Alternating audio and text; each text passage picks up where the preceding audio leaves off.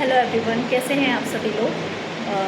I hope you are good and enjoying your life. Okay, so आज मेरा topic है कि जैसे कि हमारे घर में क्या होता है, चिकन पॉक्स यानी कि चेचे की बीमारी होती है। ओके, जैसे कि हम जानते हैं कि जिस टाइम पे चिकन पॉक्स स्मॉल जैसी डिसीज डेवलप हुई थी, उस टाइम पे पूरा एक हम कह सकते हैं पैंडेमिक था। ओके, पैंडेमिक टाइम था, मतलब लोग इतने लोगों की डेथ हुई, जैसे कि एग्जाम्पल में कोविड, जैसे कोविड-19 की वजह से एक ट्रेजेडी आई, उसी तरीके से हमारी चिकन पॉक्स स्मॉल पॉक्स की वजह से हुआ।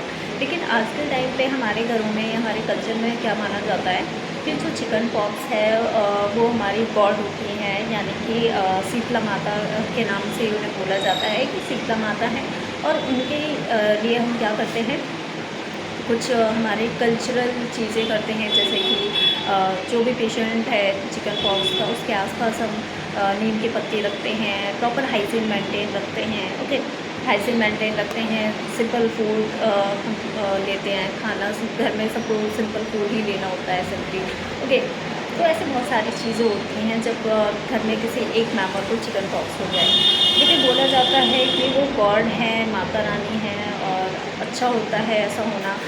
तो मैंने सोचा ऐसा क्यों, क्योंकि हमें तो नॉलेज है, साइंटिफिकली हम जानते हैं उसके पीछे क्या रीज़न है। लेकिन कहीं ना कहीं एक परसेप्शन बना हुआ है, गॉड से रिलेट किया जाता है उन्हें, जो कि मुझे लगता है ठीक भी है एक तरीके से। और जो गलत तरीके का मिथ है माइंड में, वो चीज़ अच्छी नहीं होती है। अगर हम बात करें कि जो हाइजीन मेंटेन करना, नीम की पत्ती यूज़ करना, ये सब चीज़ें हैं, ये अच्छी है, बट उसके पीछे हमें साइंटिफिक रीज़न पता होना चाहिए। वो इसलिए होता है क्योंकि जैसा कि वो वायरल डिसीज़ है, तो इसकी वजह से, वायरल डिसीज़ होने की वजह से हाइजीन मेंटेन रखना होता है, ताकि खुद इंसान के अंदर भी वो चीज़ ज़्यादा डेवलप ना हो और जो हमारे आसपास हमारे साथ के लोग हैं उनमें भी ये प्रॉब्लम ना हो, यानी कि वायरल इन्फेक्शन ट्रांसफ़र ना हो। ओके, तो इसलिए हाइजीन मेंटेन करना होता है। नीम की पत्ती एज वी नो कि एंटीबैक्टीरियल एक्टिविटी रखता है, तो एक पॉजिटिव इन्वायरमेंट रहता है और हम कह सकते हैं प्योर इन्वायरमेंट डेवलप होता है पेशेंट के पास रखने से। तो वो उससे रिलेटेड है, ना कि हमारी माता या फिर गॉड से रिलेटेड है।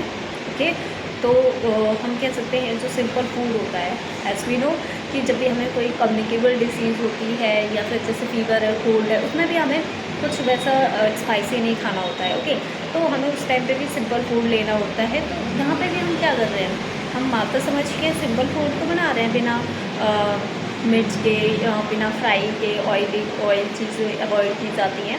तो उसके पीछे रीज़न यही होता है कि कम्युनिकेबल डिसीज़ में जो डिसीज़ है वो ज़्यादा सीवियर ना हो, इसलिए हम सिंपल फूड लेते हैं, जैसे कि दलिया लेना, ओके, खिचड़ी लेना। तो ये तो ऑब्वियस है, बस हमारा जो मिथ बना हुआ है कि ये माता रानी होती हैं और उनका आना अच्छा होता है, ये एक डिसीज़ है, ये आना अच्छा नहीं होता। ओके, तो इस तरह के बहुत सारे मिसकॉन्सेप्ट बने हुए हैं हमारी सोसाइटी में। तो आई थिंक हमें इन चीज़ों पे बिलीव ना करके हमें रियल फैक्ट जानने चाहिए, साइंटिफिक रीज़न जानने चाहिए क्यों है ऐसा।